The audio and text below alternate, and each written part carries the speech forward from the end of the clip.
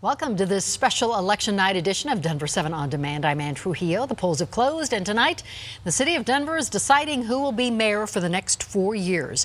The first round of vote totals for the Denver mayoral runoff have come into our newsroom. This is just as of 7 p.m. and here's a look at the early numbers. Right now, Mayor Michael Hancock has an 11% lead over the challenger Jamie Gillis. Now, we do have crews at both candidates' watch parties tonight.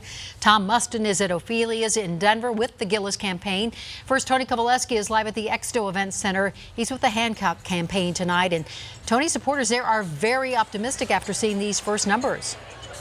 You know, Ann, very optimistic without a doubt. You and I have been talking throughout this entire campaign, and I know you've talked to your sources, my sources. Nobody saw this coming. Not election insiders that are familiar with mayoral elections for decades, not insiders on the mayor's side and on the challenger side. The most optimistic numbers I heard was if the mayor was up by 5% with that first drop, the 7 o'clock numbers, that would be significant and probably difficult to overcome. An 11% number, nobody that I've talked to expected these numbers. I heard from one source on the mayor's side that they did some polling back on the 22nd of May that showed that they were trending up. They were up by 5%, and they were ecstatic with that number. And that was right before that Denver Press Club incident that brought back the Leslie Branch Wise issue and all the controversy that surrounded that for the next 48 hours. So, yeah, a lot of people here, probably 100, 200 people, clearly celebrating these numbers. Some insiders I've talked to, Ann, have said that might be an insurmountable number, and here's why. The number we're looking at, that 7 o'clock drop, represents all ballots that were cast up until last night, Monday night. All that is left to count right now are the ballots that came in today, Election Day. That's roughly expected to be about 35% of the total vote.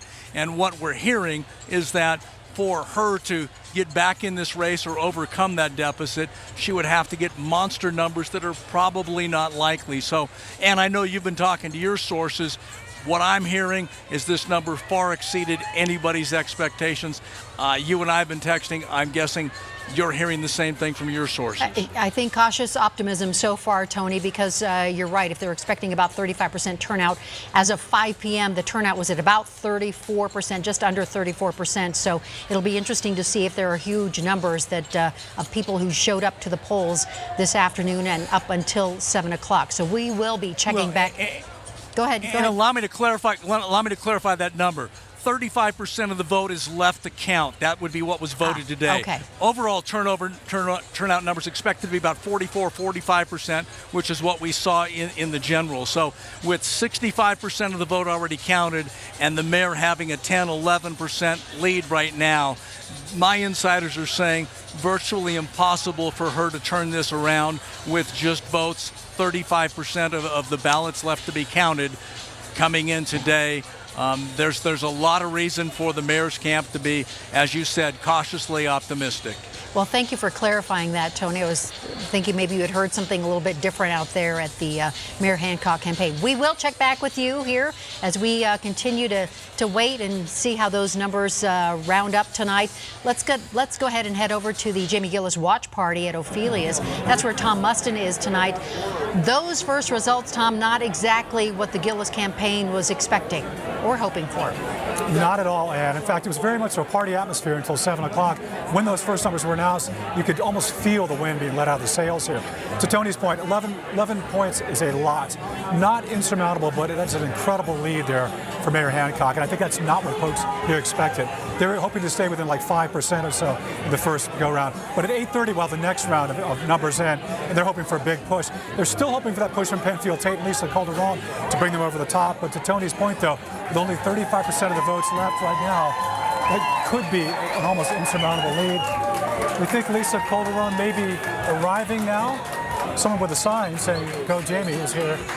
But Ann, as you mentioned, 35% of the votes left here. 11-point deficit is really a lot to overcome now. I'm not sure what your sources are saying, but even the most cautiously optimistic folks here realize it's definitely an uphill battle tonight. Well, and you can easily say that Jamie Gillis worked really hard to try and bring in all parts of Denver by bringing together this unity team that she formed, because initially they were all saying that most of her support was in the Rhino area. So talk more about the unity group there, Tom. Well, if you just look at the numbers for the general election, I mean, between Penfield Tate and Lisa Calderon, they had 58% of the vote. So I think the Gillis thinking, and most people's thinking, was if you can just harness 20 or 30% of that vote, you're looking pretty good. But that apparently has not happened, at least to this point. So right now, no one's thrown in the towel by any means, but Jamie Gillis has an uphill battle, and right now the Lisa Calderon Penfield Tate contingent hasn't seemed to help that much. But of course, it is a long night. And back to you. That's right. The night is young, Tom, and we will of course be getting more numbers at about 8:30. Now, let's talk about the other major issue on the ballot tonight, Initiative 302. This is the one that would require Denver to get permission from voters to spend taxpayer money on hosting the Olympics.